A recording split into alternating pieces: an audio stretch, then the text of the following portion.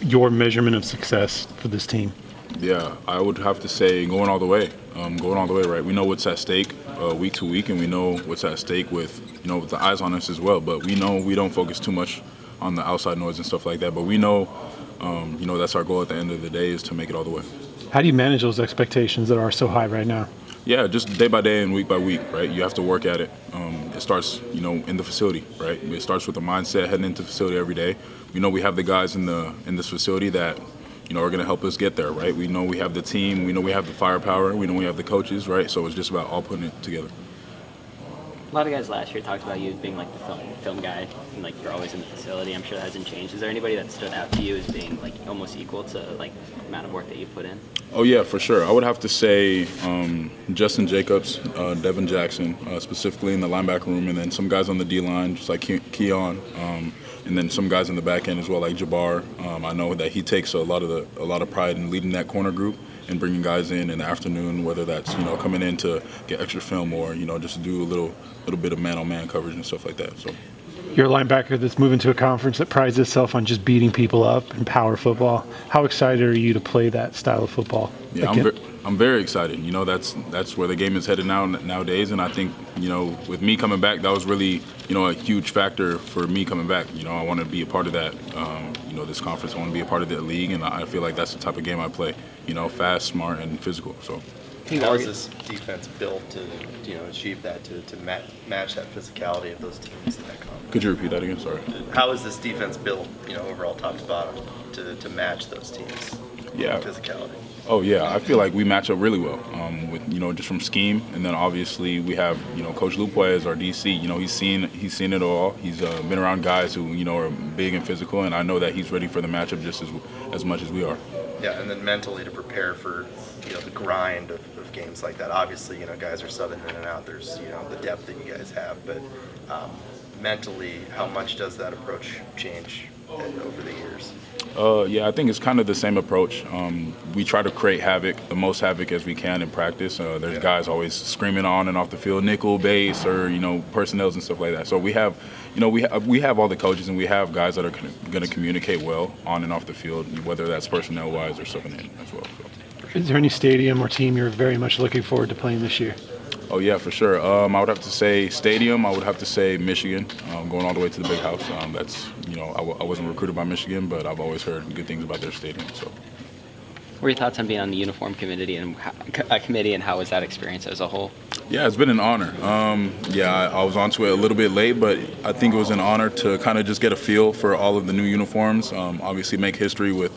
Oregon going into the Big Ten, kind of being like the first uniforms heading into the Big Ten and stuff like that. So, yeah, huge shout out to Kenny Favre for putting me on that committee. What was the experience like getting to do the all-black Mamba photo shoot with DeAnthony Thomas for the first announcement of the Geno jerseys? Yeah, it was great.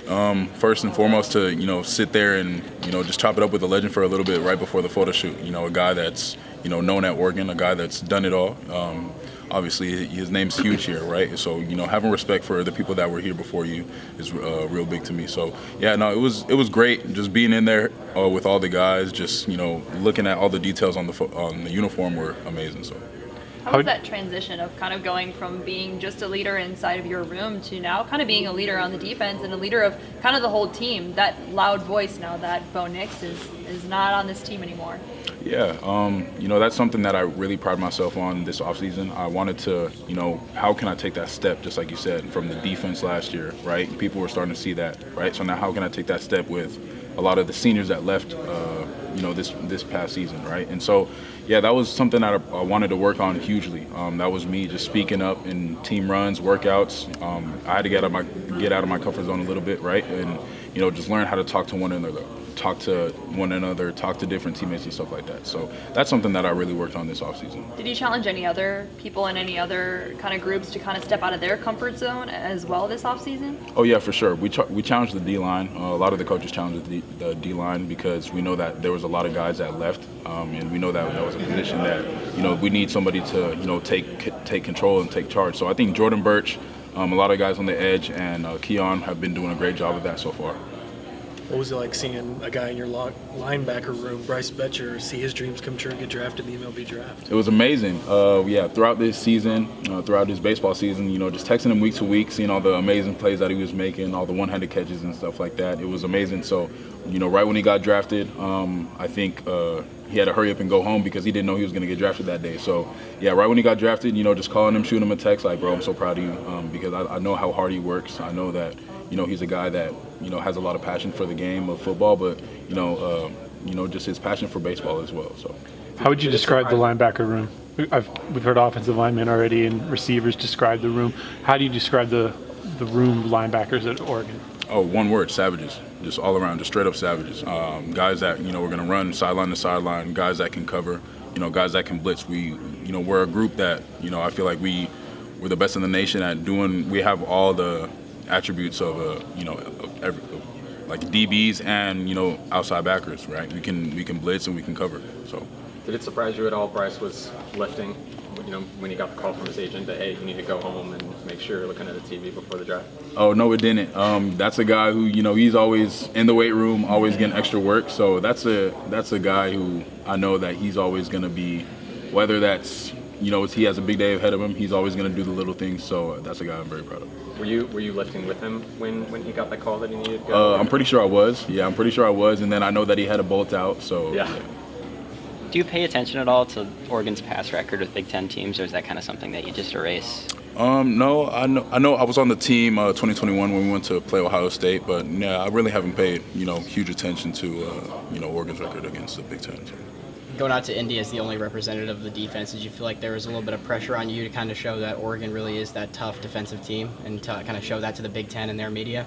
Oh, not at all. Yeah, I just found that as an honor for Coach Landing and the rest of the staff to have me be the only representative to go out there and talk well about the guys and speak well for the university. So I just found that as an honor.